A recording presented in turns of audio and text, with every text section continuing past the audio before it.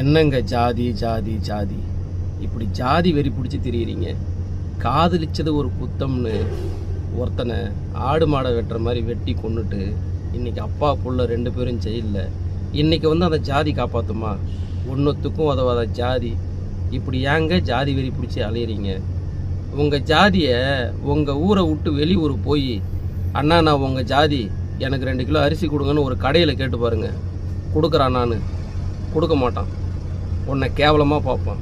நீ காசு கொடுத்தாதான் மதிப்பு மரியாதையும் பக்கத்து ஊரில். ஏன் வெளிநாடு போக வேணாம், வெளி மாநிலம் தமிழ்நாட்டை தாண்டி கேரளாவோ கர்நாடகாவோ ஆந்திராவோ போய் பாரு, உன்னை ஜாதியாக பார்க்க மாட்டான், தமிழனாக தான் பார்ப்பான். ஆனால் தமிழனாம ஜாதி பேரை சொல்லி எத்தனை வன்கொடுமைகள், எத்தனை ஆணவ கொலைகள்.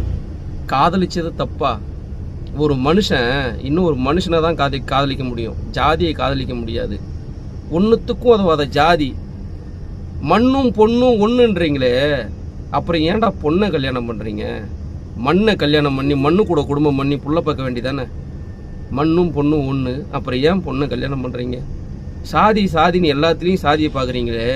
நீங்கள் திங்கிற சோறு, அந்த சோத்தை விதைக்கிறவன் ஒருத்தன், அறுவடை பண்ணுறவன் ஒருத்தன், அதை அடிக்கிறவன் ஒருத்தன், பாக்கெட் போடுறவன் ஒருத்தன், வாங்கி அந்த சமைச்சு சாப்பிட்ற நீ. இத்தனை பேர் கையை தாண்டி வந்திருக்க. அவனாம் எந்த சாதின்னு உனக்கு தெரியுமாடா? அதை சாப்பிடாம பட்டினி கடந்து சாக வேண்டி தானே? எதுக்குடா ஏழை மக்க விளைச்சலை சாப்பிட்றீங்க?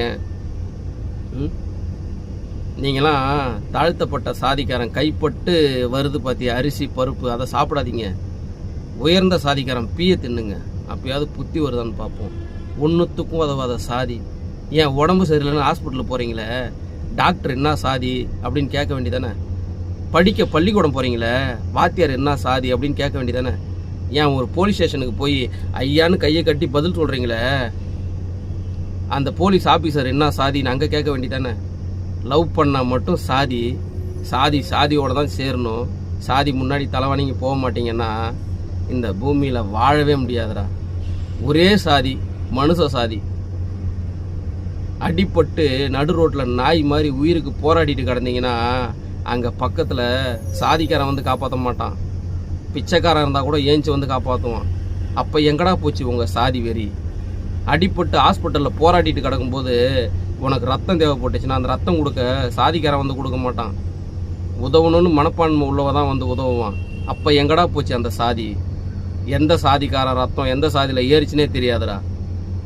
சாதி சாதின்னு வெறி பிடிச்சி அலையிறீங்களேடா.